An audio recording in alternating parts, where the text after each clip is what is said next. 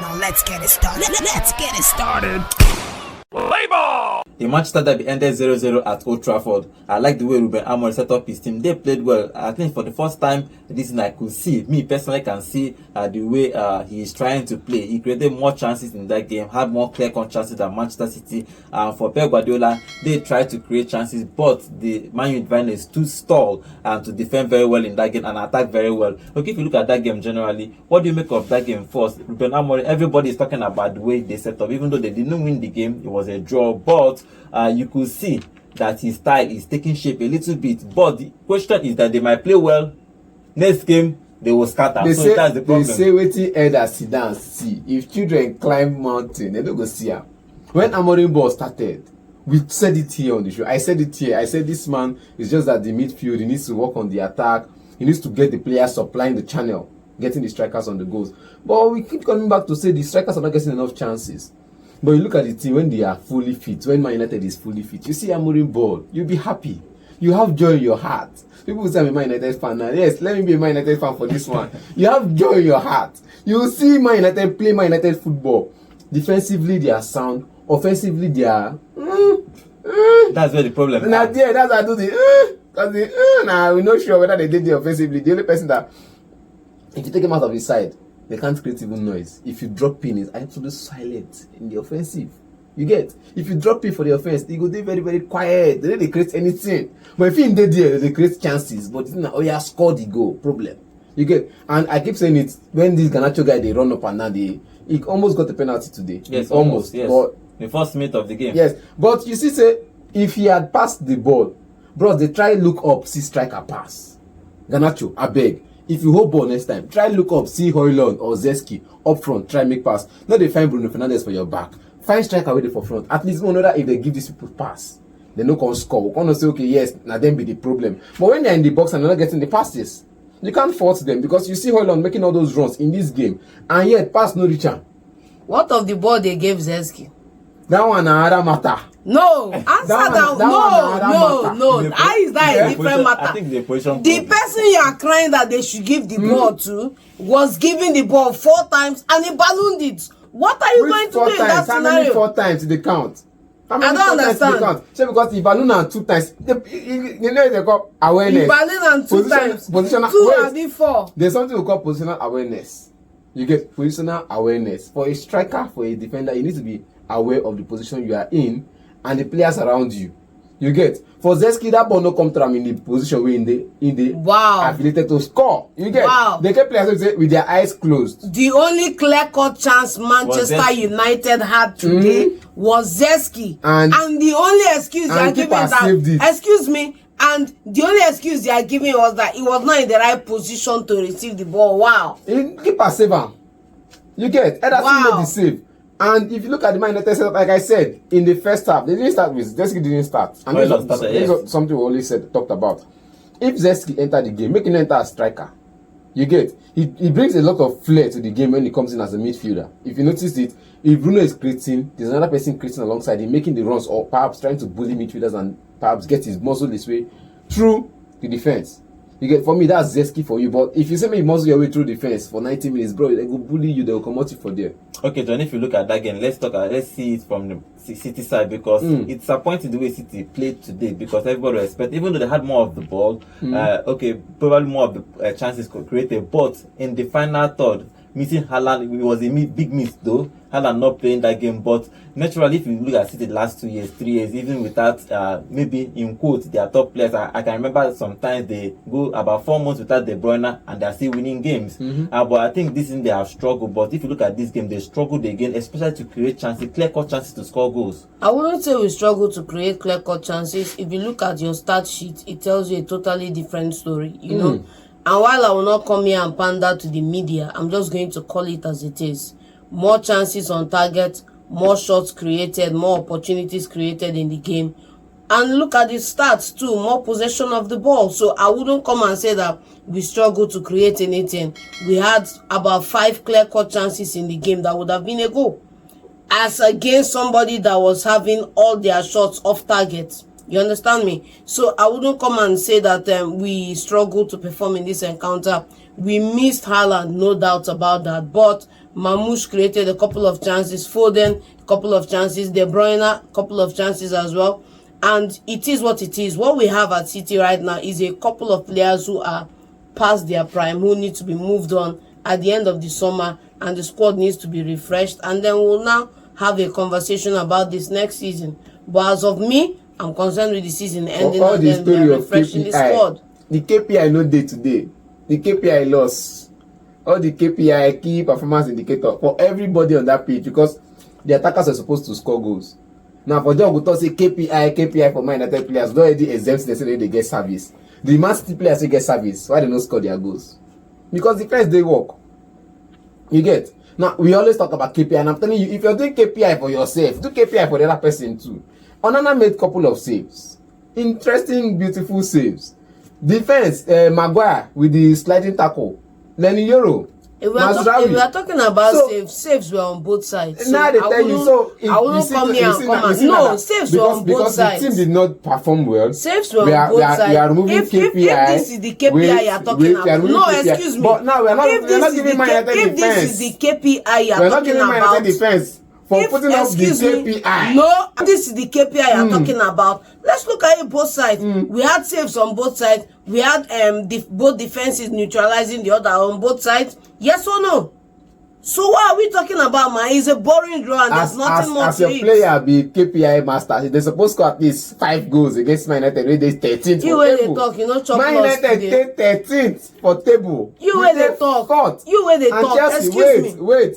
And Chelsea drop points against Brentford. It was an opportunity for Man City to say, oh, Chelsea don't drop points, 0-0 draw. Make we go there, collect the 3 points from Man United, enter top 4. Because that was their KPI to win this game. You understand me, Godwin? Make them win this game, enter top 4. But they not do them. So at the long run, everybody failed. Excuse me, for all the talk about these people should be here, these people should be here. Where are you relatively to these clubs you're talking about? Where are you? You know. No, excuse me. We are talking. Are we not talking about Man U versus Man City? Versus Man United. Are we not talking about Manchester United versus Man United did 13th. Yes. Before the game said they even enter 14th because let's say get draw will happen. They enter 14th versus Man City they 5th for table. Now 5th suppose and they talk about 5th they will finish in the Champions League place. That because God we were there now you were hearing the fan base that before this game even the Chelsea fans were also happy that if Man City beats Man U they will be happy as far as if Chelsea fans said if Chelsea lose they don't mind them losing but they will console themselves with the Man United loss. Now Chelsea drop points. It was an opportunity a white card for Man City to enter top 4. I'm asking you the question on this one. What's the point difference between Chelsea and City? Man United. Relative to United. Man United, they 13th. They don't follow Thank you, so keep it where it is. They don't follow drag top 4. They 13th. They still struggle with their season. They are still trying to see if they can everybody with their own struggles. But for you, where they enter top 4, we don't bragging rights or 4 in a row that is going to play Europa. Why you not win this one? Okay, if you look at that game, I like the way Amorim set up his team. Maybe if he start getting his own players, maybe I just said maybe because I think I've seen it this season. They play well against Arsenal. The next game they lost. Played very well against Liverpool. Next game they lost. Now it might repeat again because the problem is consistency. Not actually when it comes to big games, somehow he just gets a point or something win out of it. But the next game against smaller team he loses. But let's see if the next game is going to be consistent because if they continue with this performance we saw today, probably he will start cooking. But let's talk about the strikers again, especially for Manchester United. I keep asking this question: Højlund and Zesky. Personally, I don't think they are both fit to play for Manchester United because how many games we've been talking about this particular thing. Because if Amorim start cooking, we need somebody like what is the striker in Sporting Lisbon that he had? You're correct. I'm not talking about buying Gyökeres. I'm talking about buying a striker that can give you at least 20 goals in the season. That's where he can cook because I think his system is around that his own striker. The striker has to put up and score goals in his own system. But I ask again, Højlund and Zesky, should they stay or should at least one go and buy another striker? Isn't it funny how we keep talking about the same old guys week in week out without any improvement on performances? Isn't it funny how the same characters who keep on underwhelming the fan base are the same characters that the man he has to deal with, and there's no end in sight with regards to their stay at Manchester United. So at this point, it wouldn't be a conversation of stay or go. It's more a conversation of, do Manchester United want to go relegation this season, or do they want to actually pick themselves up next season? Because you are not guaranteed a check in the summer to get in players.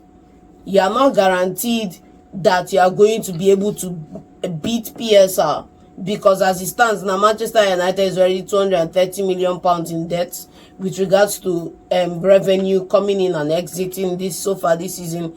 There was a story I also sent you yesterday. Chelsea has already breached theirs for this season, so it's yet to be seen if they are going to get a fine from UEFA with regards to this. So when we talk about all these conversations, right, it's going to come down to, is Amorim going to work on these guys to get the best out of them first? Because that's the one we have at hand. We still have 7 games to go. They can still redeem the season and finish in the top 10. In quotes, finish in the top 10 this season, redeem the season, or is it going to be relapsed to the 17th position or the 18th position by the end of the summer? Are we going to go there? That's the question. So, but with regards to should they stay or go, I've said it 1,000 times. I'll still say it again. I would get rid of all of them, and I would take a loss to get rid of them. Okay, what do you think about both strikers? You new coach. You just come in. You want to offload everybody after one transfer window. It's not possible. You take time to offload the players need to take to offload. You get me? So as Amorim there for this Man side now, Højlund stays. Zeski goes. Zeski stays. Okay, both of them should stay. Now, with the I told you, I gave you an example of what happened to the 6-goal a season striker they brought in some time ago. White Horse. Now 6-goal a season striker. You bring him in, they score, you go, you put him for midfield. Jolinton now once upon a time a striker at Newcastle. Yes or no? Where in there now? Midfield. He waits. They help them win ball for midfield. If Højlund or Zeski cannot bully defenders and get the goal, let them come and play midfield. No, Newcastle. Let them come play midfield. Newcastle with Jolinton in midfield. Is he working without an Isak up front? That's the question. The thing is, wait. Let me finish. If there is no Isak, excuse me. Let me finish. If there is no Isak up front, Jolinton is useless. Before midfield. the Isak, there was a Callum Wilson. What was Callum Wilson's number?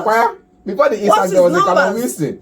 If you bring Zeski to midfield, you saw it in this game. He played a part in the midfield. You saw it in the last game. You saw it in the games before. When you sub Zeski, not be when you sub Zeski as striker. If you saw him as striker, you're definitely going to get another Ronaldinho trying to pass around, dribble around. But you sub him in and put him behind the striker. You get him to do the proper job of passing the passes into the channel.